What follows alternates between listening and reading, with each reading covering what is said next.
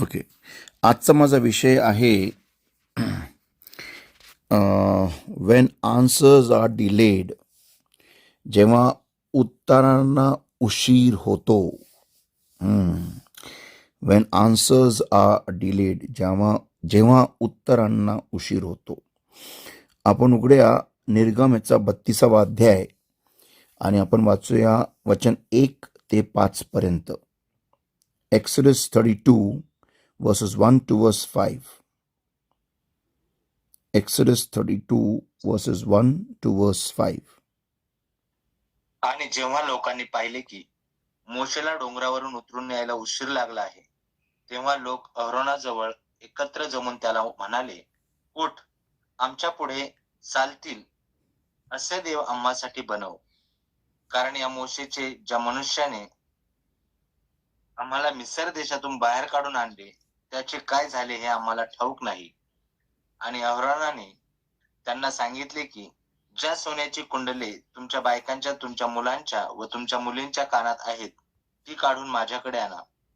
मग सर्व लोकांनी आपल्या कानात होती ती सोन्याची कुंडले काढून अहरोनाकडे आणली आणि त्याने ते सोने त्यांच्या हातून घेतले आणि ते कोरण्याच्या हत्याराने कोरून त्याचा आकार बनवला आणि त्याचे ओती वासरू केले. ते म्हणाले, हे इस्रायला, ज्यांनी तुला मिस्र देशातून बाहेर काढून वर आणले ते हे तुझे देव आहेत. आणि अहरोनाने हे पाहिले तेव्हा त्याने त्याच्या पुढे वेदी बांधली आणि अहरोनाने जाहीर करून सांगितले की उद्या यहोवाचा सण आहे. आमेन. ओके. आता ही घटना आपल्या सर्वांना ठाऊक आहे की कसं इस्रायल राष्ट्राने देवाविरुद्ध पातक केलेलं आहे. आणि ते त्या क्षणाला होत आहे की ज्या क्षणाला देववरती मोशेला आज्ञा देत आहे आणि निवास मंडप बांधायचा आराखडा देत आहे. किती भयानक गोष्ट आहे ही, किती दुर्दैवी गोष्ट आहे ही. म्हणजे मला ह्या गोष्टीला वाचल्यानंतर एवढं मला वाईट वाटतं की वरती एका ठिकाणी देव आज्ञा देते, देव निवास मंडप लोकांसंगती सहभागिता करण्यासाठी देव एक आराखडा देत आहे. लोकांसंगती राहण्यासाठी, लोकांमध्ये राहण्यासाठी देव आराखडा देत आहे. आणि इथं लोक की फक्त की काय तर मोशेला उशीर झाला खाली यायला, म्हणून हे लोकांनी तेवढं मोठं पातक केलेलं आहे. माझा आजचा विषय आहे जेव्हा उत्तरांना उशीर होतो. सगळेजण ऐकत असाल तर विषय हा आपल्या हृदयाच्या जवळचा आहे, जेव्हा उत्तरांना उशीर होतो. आता मुद्दा क्रमांक 1, वचन 1 पुन्हा वाच. निर्गम 32 वचन 1 पुन्हा वाच संदीप. आणि जेव्हा लोकांनी पाहिले की मोशेला डोंगरावरून उतरून यायला उशीर लागला आहे, तेव्हा लोक अहरोनाजवळ एकत्र जमून त्याला म्हणाले, उठ, आमच्या पुढे चालतील असे देव आम्हासाठी बनव, कारण या मोशेचे ज्या मनुष्याने आम्हाला मिस्र देशातून बाहेर काढून आणले त्याचे काय झाले हे आम्हाला ठाऊक नाही. तर जेव्हा लोकांनी पाहिले की मोशेला खाली यायला उशीर झालेला आहे, ओके, तर माझा प्रश्न हा आहे की ह्या लोकांना कोणी सांगितलं होतं की मोशे एवढ्या दिवसामध्ये खाली येणार आहे? जर का तुम्ही 32 अध्यायापासूनच्या आधीचे अध्याय वाचले, तिथं मोशेने सांगितलं नव्हतं की मी एवढ्या दिवसामध्ये खाली येईल. म्हणजेच ह्या लोकांनी स्वतःहून आपला निर्णय घेतला. कधी कधी जेव्हा आपण देवाकडे एका चमत्काराची वाट बघत असतो आणि जेव्हा तो चमत्कार आपल्यानुसार ठरलेल्या दिवसांमध्ये होत नाही, त्यावेळेस आपण त्वरित हा निर्णय घेतो की आता देव चमत्काराला विलंब लावत आहे. कारण का तर मला जसं हवंय किंवा माझ्या वेळेनुसार चमत्कार होत नाही. माझ्या अपेक्षेनुसार मला उत्तर येत नाहीये. संत हो, जेव्हा कधी आपण ख्रिस्ताकडे येतो, देवाकडे येतो, त्यावेळेस तुम्हाला उत्तरं मिळणार, 100% उत्तरं मिळणार, पण तुमच्या योजनेने नव्हे किंवा तुमच्या वेळेनुसार नव्हे, तर देवाच्या वेळेनुसार आणि देवाच्या योजनेनुसार आणि देवाच्या स्टाईलने मिळणार. आमेन. पण आपल्याला बघा कसं असतं, आपण नेहमी ना देवाकडे जेव्हा येतो, हे बघा हे हे लोक काय म्हणाले, यांचे यांचे शब्द बघा. And when the people saw that Moses delay to come down out of the mount, the people gathered themselves together on to Aaron and said unto him, up, make us gods which shall go before us. For as for this Moses, the man that brought us up out of the land of Egypt, we wot not what is become of him. आता हा study आहे ना, if you जर का तुमची इच्छा असेल तर मी म्हणजे रोज हा स्टडी अजून डीप ह्याच्यावरती पुष्कळ शिकण्यासारखं आहे. If you wanted I give it to you. Okay. आता तो ते काय म्हणतात, ह्या मनुष्यानी ज्यांनी आम्हाला, बघा यांचे शब्द बघा, ज्या मनुष्यानी, ज्या मोशेनी आम्हाला मिस्र देशातून बाहेर काढले, त्याचे काय झाले हे आम्हाला ठाऊक नाही. बघा शब्द ऐका, परत वाचे शब्द. संदीप काय लिहिलेलं आहे, ॲज फॉर दिस मोझेस, वाच तिथून वाच. कारण या मोशेचे, ज्या मनुष्याने आम्हाला मिस्र देशातून बाहेर काढून आणले, थांब त्याचे काय झाले. थांब. ज्या मनुष्याने आम्हाला मिस्र देशातून बाहेर काढून आणले, ज्या मनुष्याने, हाच प्रॉब्लेम होतो संतो. जेव्हा कधी तुम्ही देवाकडे एका माणसा थ्रू जाताना, तुम्हाला हा प्रॉब्लेम येणारच, नेहमी येणार. हा काय बोलला, तो काय बोलला, हा नीट बोलला तर सगळं ठीक आहे, पास्टर माझी नीट बोलले तर सगळं ठीक आहे, पास्टर थोडंसं वाकडं बोलले की फिनिश, दी एंड. मग मला ख्रिस्त नकोय, मला देव नकोय, मला चर्च नकोय, मला काही नकोय. कारण का, तर पास्टर माझी नीट बोलले नाही, तो व्यक्ती माझी नीट बोलला नाही, हा नीट वागला नाही. तो अहो, तुम्हाला सैतान अशा लोकांद्वारे उचकवणार आणि तुम्हाला तुमचा विश्वास हा खचणार. मग कधीही लक्षात ठेवा, देवामध्ये, या जगामध्ये चालत असताना स्वतःला एवढं नाजूक बनवू नका की लोकांनी काय म्हटलं की तुम्ही एकदम हादरून गेला. तुमचा पाया ख्रिस्त म्हटलेल्या खडकावर बांधा. आपण उघड्या मत्तेचा 7वा अध्याय, मत्तेचा 7वा अध्याय उघड संदीप, मत्तेचा 7वा अध्याय. फार सुंदर, म्हणजे या वचनातून आपण कुठून कुठून शिकू शकतो बघा. मत्तेचा 7वा अध्याय, आणि आपण वचन पाहणार आहोत वचन 24 पासून पुढे. मत्ते 7 वचन 24 पासून पुढे. Matthew chapter 7 versus 24 onwards. म्हणून जो कोणी हे माझे शब्द ऐकतो आणि त्याप्रमाणे करतो, तो एका शहाण्या माणसासारखा होईल. त्याने आपले घर खडकावर बांधले, मग पाऊस पडला व पूर आले, वारेही सुटले आणि त्या घरास लागले, तरी ते पडले नाही, कारण त्याचा पाया खडकावर घातला होता. आणि जो कोणी हे माझे शब्द ऐकून त्याप्रमाणे करीत नाही, तो एका मूर्ख माणसासारखा होईल. त्याने आपले घर वाळूवर बांधले, मग पाऊस पडला व पूर आले, वारेही सुटले आणि त्या घरास लागले, तेव्हा ते पडले आणि अगदी कोसळून गेले. हा बघा इथं, आणि असे झाले. एक मिनिट. आता इथं बघण्यासारखी गोष्ट आहे की 2 बांधकाम दाखवलेले प्रभू येशू ख्रिस्तांनी. इथं 2 बांधकाम. एक शहाणा व्यक्ती जो प्रभूचे शब्द ऐकतो. बघा काय लिहिलेले, परत वाच वचन 24. म्हणून जो कोणी हे माझे शब्द ऐकतो आणि त्याप्रमाणे करतो, हे माझे शब्द तो एका ऐकतो. शहाण्या माणसासारखा होईल. एक मिनिट. हे माझे शब्द ऐकतो. वाव. मत्ते 4:4 उघडा. मत्ते 4:4.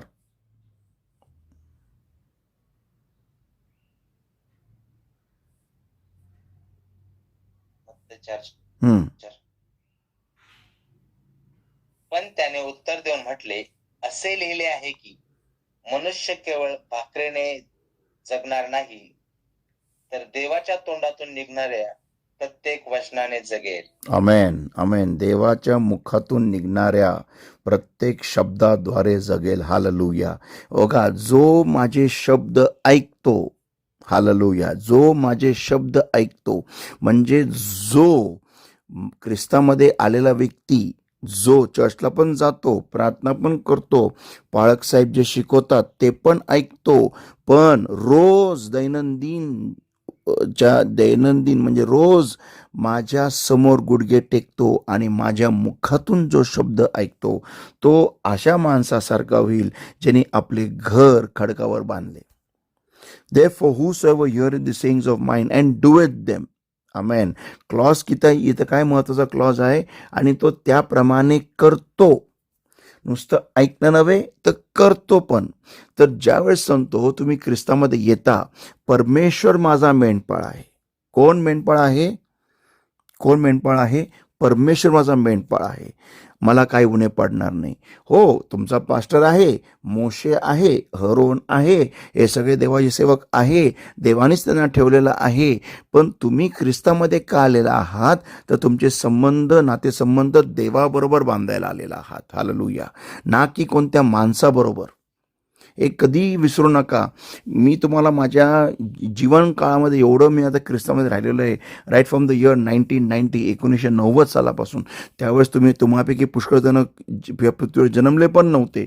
मी तुम्हाला एवढंच सांगू इच्छितो की तुम्हाला ख्रिस्तामध्ये अनेक माणसं भेटतील, अनेक सेवकजन भेटतील, अनेक व्यक्ती तुम्हाला पाहायला मिळतील. पण तुम्ही ख्रिस्तामध्ये लोकांबरोबर संबंध करायसाठी आलेले नाही. तुम्ही ख्रिस्तामध्ये का आलेलात माहिती आहे का? तुमच्या निर्माणकर्त्याला ओळखायला, तुमच्या निर्माणकर्त्याला जाणायला, तुमच्या निर्माणकर्त्याबरोबर संबंध प्रस्थापित करायला, तुमच्या निर्माणकर्त्याबरोबर प्रेम करायला, आणि तुमच्या निर्माणकर्त्यावरती प्रेम करत करत करत करत स्वर्गात जायला. हालेलुया. ह्यासाठी तुम्ही ख्रिस्तामध्ये आलेले आहात. आमेन. तर संत हो, तुम्ही हे बघा, हे जे लोक होते इस्रायल राष्ट्र, हे लोकांचे शब्द ऐका. ज्या मोशेनी आम्हाला मिस्रातून बाहेर काढले, कमाल हो गया यार, कमाल हो गया. तुम्हाला देव दिसत नाहीये, तुम्हाला देवाचं कार्य दिसत नाहीये. बघा, मोशे डोंगरावरून खाली उतरून यायला उशीर लावलेला आहे. अरे पण डोंगरावरती घनमेघ बघ, डोंगरावरती अग्नी बघ, डोंगर थरथर थरथर कापत आहे ते बघ. ते नाही, तो मोशे खाली उतरून यायला उशीर लावते, म्हणून चल आता अरोना उठ. बघा, ते लोक अरोनाला म्हणत आहे उठ. कमाल हो गया. अरे म्हणजे तुम्ही डायरेक्टिव्ह द्यायला लागले, तुम्ही तर लीडर झाले, तुम्ही तर. आणि ते बघा, ते शब्द ऐका त्याचे. वचन 1 परत वाच, निर्गमनाचं 32 अध्याय वचन 1. आणि जेव्हा लोकांनी पाहिले की मोशेला डोंगरावरून उतरून यायला उशीर लागला आहे, तेव्हा लोक अहरोनाजवळ एकत्र जमून त्याला म्हणाले, उठ, आमच्या पुढे चालतील असे देव आम्हासाठी बनव. बघ, आमच्या पुढे चालतील असे देव आमच्यासाठी बनव. वा, कमाल हो गया. किती सुंदर, किती छान प्रेम. बापरे, किती जिव्हाळा देवाप्रती. ऑसम. म्हणजे उत्तर नाही मिळालं, म्हणजे थोडंसं वरखाली झालं की झालं, संपलं. It is game over. मग देव कोण आणि मी कोण आणि कसलं काय गेलं एवढं सगळं खड्ड्यामध्ये. मग चला चिटकूकडे, चला दर्ग्याकडे, चला पीरबाबाकडे, चला ह्या देवीला, चला त्या देवीला, चला मग हा पास्टर, नाही तर हा नाही, याच्याकडून होत नाही मग तो पास्टर, मग इथून होत नाही मग ती मिनिस्ट्री, मग इथून होत नाही मग ती मिनिस्ट्री, मग झाडाखालची मिनिस्ट्री, मग ऑलिव्ह ट्री मिनिस्ट्री, मग डेव्हिड मिनिस्ट्री, मग काय तो गिडियन मिनिस्ट्रीज, मग कारुण्य मिनिस्ट्रीज, मग फेथ मिनिस्ट्रीज, मग ही मिनिस्ट्री, मग केनेथ हॅगिन मिनिस्ट्री, मग बेनी हिन मिनिस्ट्री, मग सगळे मिनिस्ट्रीज चाचपडून बघायचे. का? कारण इथून होत नाही म्हणून. पण हा विचार केला का की अरे देव काहीतरी करत आहे आणि देवाला माझ्याकडून काहीतरी अपेक्षा आहे.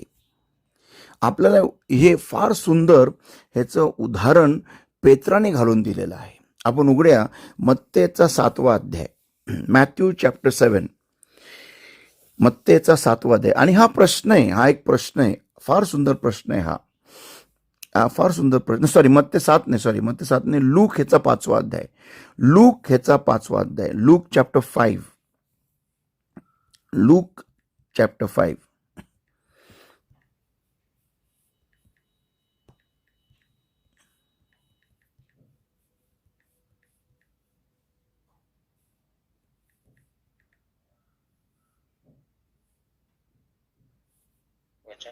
वचन 1 पासून पुढे वाच.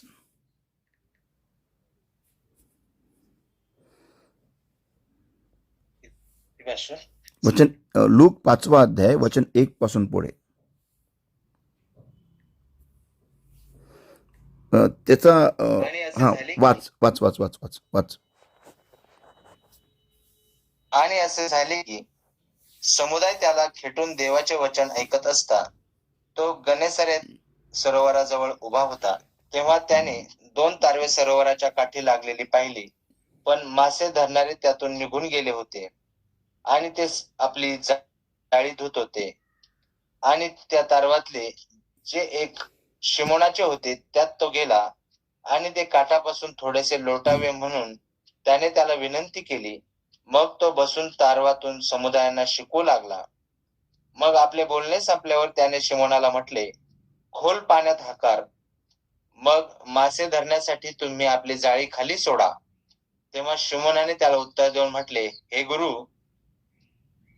आम्ही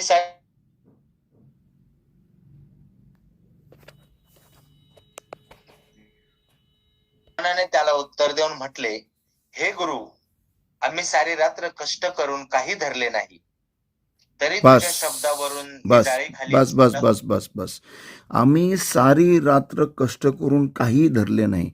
ह्याचा उपविषय या या या वचनाचा मी उपविषय दिलेला आहे, can you live with unsuccess. अपयशाबरोबर तुम्ही राहू शकता का?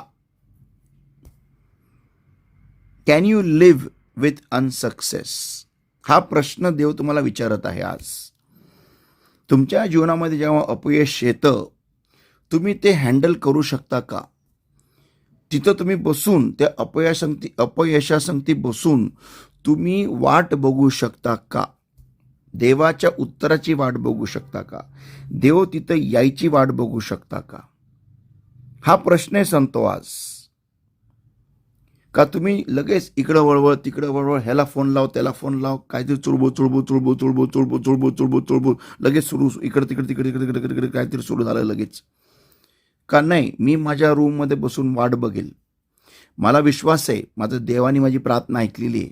तो जर का उत्तर देत नाही म्हणजे काहीतरी माझ्यामध्ये कमी आहे, मला काहीतरी करणं गरजेचं आहे. माझ्या जीवनामध्ये मला काहीतरी चेंजेस करणं गरजेचं आहे. देव माझ्यातून काहीतरी अपेक्षा ठेवत आहे. मी अजूनपर्यंत त्या चमत्काराच्या पॉईंटला पोहोचलेलो नाही आहे. अजूनपर्यंत कदाचित तिथं मी जे देवाला हवं आहे ते करत नाही आहे. असा विचार आपण करतो का?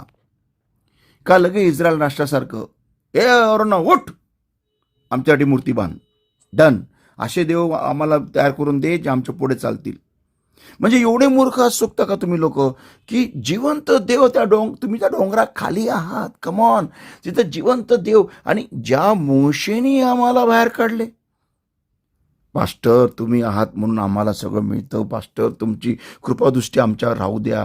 तुमच्यामुळे आमच्या जीवनामध्ये असं कधी बोलू नका. कोणत्याही सेवकाला, मला तर मुळीच बोलू नका, पण कोणत्याही सेवकाला असं कधी बोलू नका की तुम्ही आहात म्हणून आम्हाला. नाही नाही नाही नाही नाही. जिवंत देव, तुमचा देव, ज्यांनी तुम्हाला, ज्या पास्टरला कृपा पुरवलेली आहे तुमच्या घरापर्यंत येण्यासाठी, सुवर्तमान देण्यासाठी, तुम्हाला ख्रिस्तामध्ये आणण्यासाठी, हे त्या पास्टरचं प्रेम नव्हतं. तो पास्टर कोणी नाही आहे. हां, सन्मान द्या, प्रेम करा, पण देवाची जागा कधी त्या व्यक्तीला देऊ नका, कोणत्याही सेवकाला देऊ नका. मग तो कोणीही असू द्या. देव आहे आणि सेवक आहे. संतो, आपण पाहतो की इस्रायल राष्ट्राचं लक्ष हे मोशेकडे होतं. आणि ही घटना तुम्हाला सांगू द्या, हे का घडली माहिती आहे का? ही घटना का घडली? कारण देवाला हे बाहेर आणायचे माणसातून, आणि आपल्याला काहीतरी शिकवायचं, आपल्याला दाखवायचं की बघा हे लोक कसे आहेत, बघा लोक कसे असतात, बघा हे कसे वागतात. थोडंसं उत्तर कमी, थोडंसं पुढे मागे काय झालं की लगेच सुरू वळवळ. अहो संतो हो, पेत्राकडे बघा, तो त्याच समुद्राच्या बाहेर तिथंच किनाऱ्याजवळ बसून आपले जाळे धूत होता. तो निराश होऊन पळून नाही गेला. तो निराश होऊन तिथून जाऊन त्यांनी ती लगेच देवाविरुद्ध कुरकुरणे सुरू केली. ज्या वेळेस इथे येशू ख्रिस्त किनाऱ्यावर आला त्यावेळेस आपण पाहतो की पेत्र त्याचे शब्द ऐकत होता. संत हो, तुमच्या जीवनामध्ये काही होऊ द्या, देवाच्या वचनाला प्रथम स्थान द्यायला शिका. कधी पण लक्षात ठेवा, कारण तुमचं उत्तर आहे ना तुम्हाला देवाच्या वचनातूनच येणार आहे, तुमच्या कोणाला कोणत्या सेवकातून येणार नाहीये. ज्यावेळेस तुम्ही देवाच्या मुखातून निघणाऱ्या शब्दाला ज्यावेळेस तुम्ही कान लावाल, मी काय म्हणते नीट ऐका, देवाच्या मुखातून निघणाऱ्या शब्दाला मी तुम्हाला आज एक फार मोठं रहस्य सांगत आहे. 2 प्रकारच्या पायऱ्या असतात देवाच्या वचनाबरोबर. हे पाहिलं तर तुम्ही लिहून घ्या.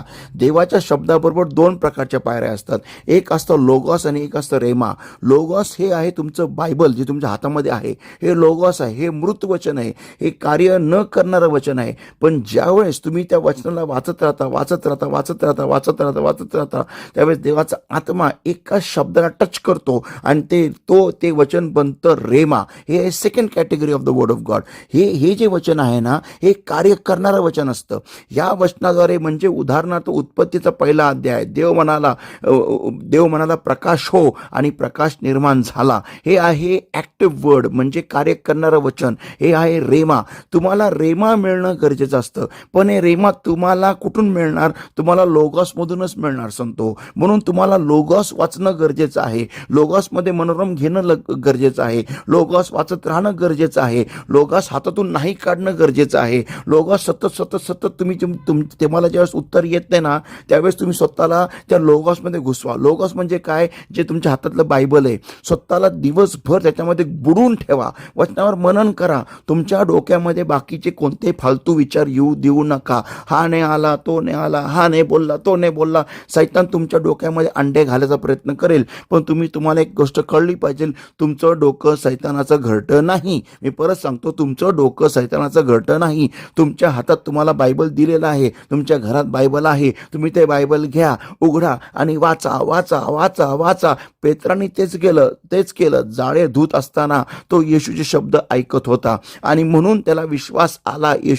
येशूवर विश्वास आला, येशूच्या शब्दांवर विश्वास आला. आणि जेव्हा येशू त्याला त्याच्या मुखातून ज्यावेळेस तो येशू त्या पेत्राला बोलला, तुझी नाव खोल पाण्यात हाकार, संत हो, त्या शब्दाद्वारे त्याला विश्वास आला आणि मग त्याने मोठा चमत्कार पाहिला. तुम्हाला वाटत असेल की काय यार आहे बायबलमध्ये, काय मी वचन वाचू, काय एवढं मोठं वाद आलेले आणि आता मी काय करू? तुम्ही विचार करायची गोष्ट आहे. इस्रायल राष्ट्राच्या मागे त्यावेळेस फारो पण नव्हता. त्यांना काही गरज नव्हती वळवळ करायची, त्यांना काही गरज नव्हती उत्मात करायची, काही नव्हती गरज. फारो नाही, काही नाही, एवढं सगळं सुख शांतीने भरलेलं वातावरण होतं. आणि स्वर्गाचा देव निर्माण करता त्या डोंगरावरती आहे.